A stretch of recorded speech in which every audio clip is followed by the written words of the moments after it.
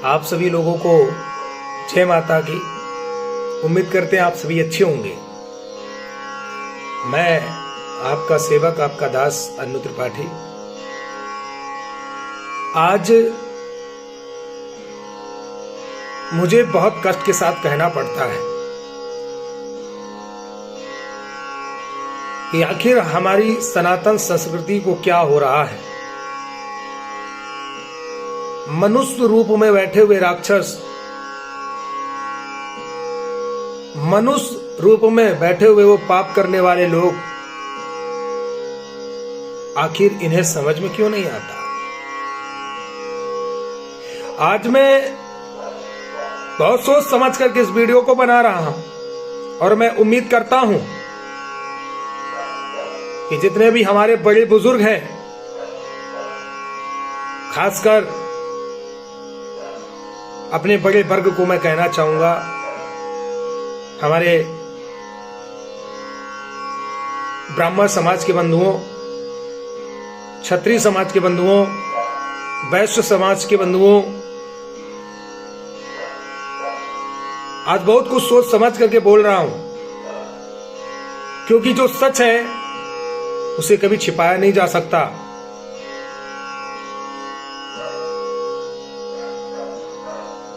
मैं आप लोगों से एक सवाल पूछता हूं। जब आपसे कोई पूछता है कि आपकी जाति क्या है, तो आप बड़े गर्व के साथ कह सकते हो कि मैं ब्राह्मण हूं, मैं पंडित हूं। एक बात याद रखिए, ये वीडियो आपके लिए इंपॉर्टेंट भी हो सकता है, अच्छा भी हो सकता है कि बुरा भी लग सकता है। और ये हर वर्ग के ऊपर लागू होता है, किसी एक वर्ग के ऊपर लागू नहीं होता। जाति क्या है? जाति व्यवस्था वो व्यवस्था है जो इस सनातन संस्कृति को खोखला करता है, इस भारत देश को मजबूत बनाने से रोकता है।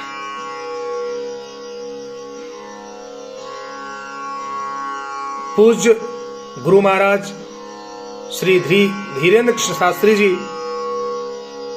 श्री देवकीनंदन ठाकुर जी, श्री अनिरुद्धाचार्य जी, इन जैसे कथावाचकों और महाराज जी को मेरा सत्संग नमन प्रणाम कि आज हमारे देश के अंदर उस जाति प्रथा को खत्म करने के लिए जो दिन रात मेहनत कर रहे हैं, शायद इसी तरह अन्य कथावाचकों को भी हर भागवत कथा में कहना चाहिए।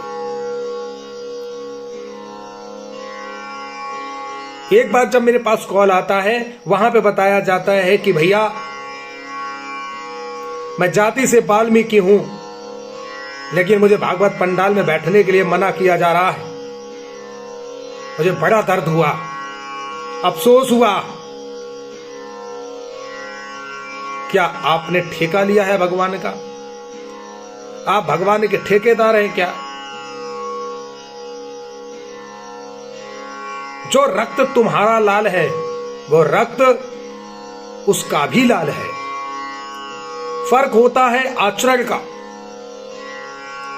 फर्क होता है कर्मों का।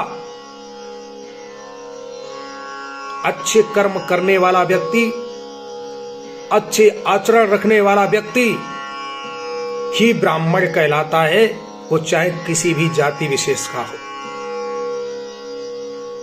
आपकी जाति क्या है ये मायने नहीं रखता, मायने ये रखता है कि आपके कर्म कैसे हैं, आपके आचरण कैसे हैं। यदि जिस घर में पूजा पाठ होती हो, यदि जिस घर में मांसाहार का सेवन कम हो या बिल्कुल नहीं होना चाहिए, कम होने का मतलब ये कि कई बार क्या होता है, लोग कहते हैं कि भैया हमारी जाति में तो ऐसा खाते हैं, तो आप अपना बाहर खाते होंगे, पर घर में ऐसी व्यवस्था नहीं होनी चाहिए। आचरण अच्छे होने चाहिए, संस्कार अच्छे होने चाहिए, बड़ों का मान सम्मान सत्कार करना चाहिए, तो वहां पर जाति नहीं आती। वहां पर आपका धर्म और कर्म आता है। कर्म ही प्रधान है। यदि कर्म ही आपके अच्छे नहीं है तो क्या जाति लेकर आप चाटेंगे? क्यों ना अगर एक ब्राह्मण या एक क्षत्रिय दुर्व्यवहार करता है या पाप करता है तो उसे भी ब्राह्मण और क्षत्रिय बोलने का अधिकार नहीं है। क्यों? क्योंकि यदि आपके आचरण अच्छे नहीं है, यदि आपके कर्म बुरे हैं तो आप कभी ब्राह्मण नहीं हो सकते।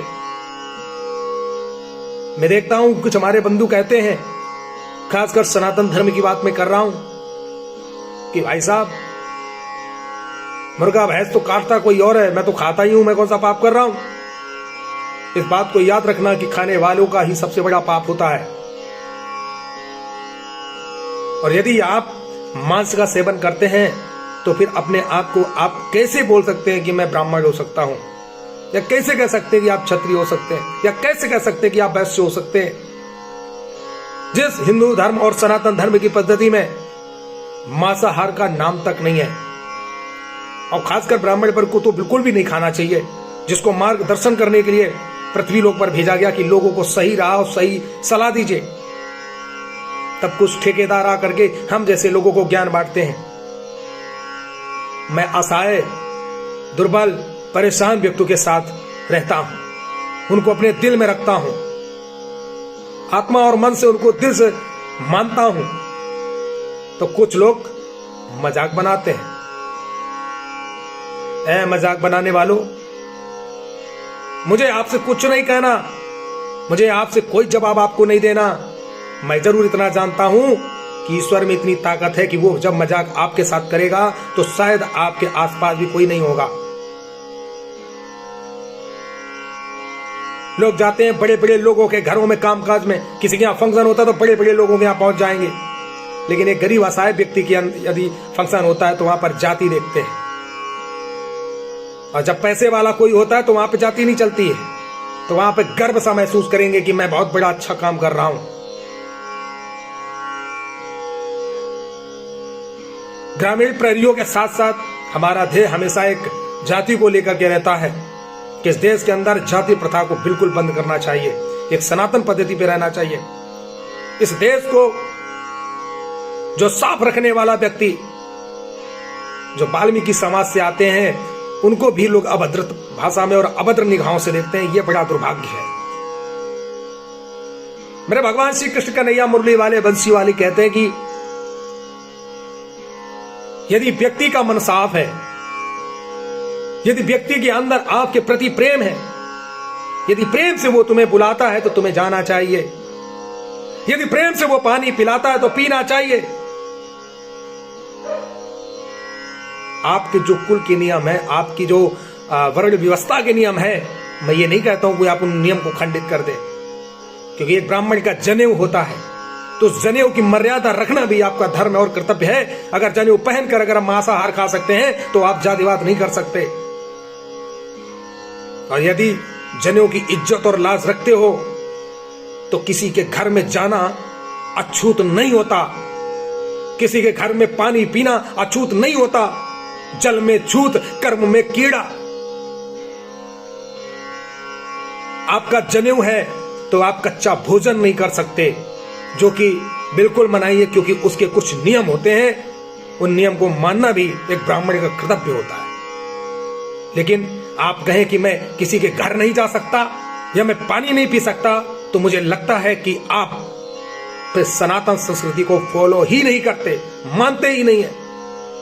क्योंकि हमारा सनातन धर्म हमें शिक्षा देता है कि हम सब एक हैं, हमारे अंदर जो रक्त बह रहा है वो एक है। ईश्वर ने हमें यहां पर नग्न अवस्था में भेजा है और नग्न अवस्था में ही हम सबको बुलाएगा। क्या ये अलग से आए थे? यदि आपके कर्म अच्छे नहीं हैं, यदि कर्म आपके अच्छे हैं और अगर कर्म अच्छे करते हुए आगे आप चल रहे हैं और किसी एक हमारे असहाय या किसी ऐसे व्यक्ति के घर चले जाएं जिस घर में उसने उम्मीद भी ना की हो, परिवार को कितनी खुशी मिलेगी। आप यकीन मानिए कि जब कोई हमारा कर्म और धर्म पर चलने वाला ब्राह्मण यदि किसी हमारे किसी दलित भाई के घर जाता है ना तो उन्हें बड़ी प्रसन्नता होती है, क्योंकि आज का जो युग है वो बहुत समझदार है, पढ़ा लिखा है, उसे पता है कि किसका मान सम्मान करना चाहिए, किसका नहीं करना चाहिए।